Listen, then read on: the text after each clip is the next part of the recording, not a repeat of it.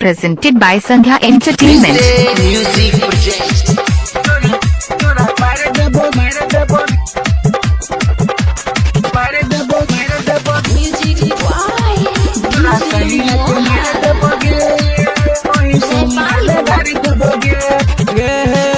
जब एतोगे बराती छोड़ी जब एतोगे बराती चले लगे तो भराती डीजे पर के फाड़ देबोगे बुझली। जब एतोगे बराती चले लगे तो भराती डीजे पर के फाड़ देबोगे।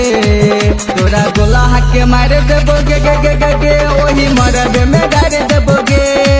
तोरा सैया के मार देबोगे वही सोमवार में गाड़ देबोगे बुझली नहीं।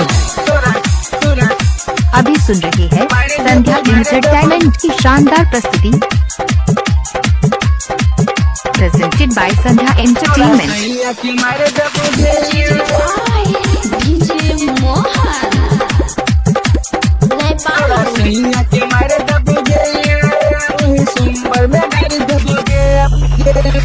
छोड़ी दे तू पहले को डर गे तोरा सैया के कोई देबो मडर गे।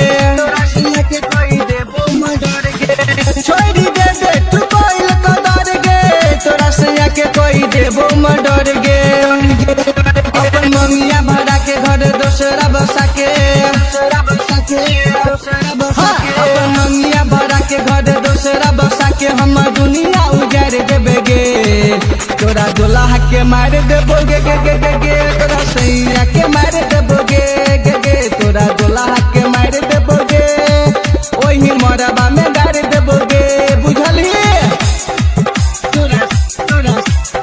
अभी सुन रहे हैं संध्या एंटरटेनमेंट की शानदार प्रस्तुति तोरा सैया के मार देबोगे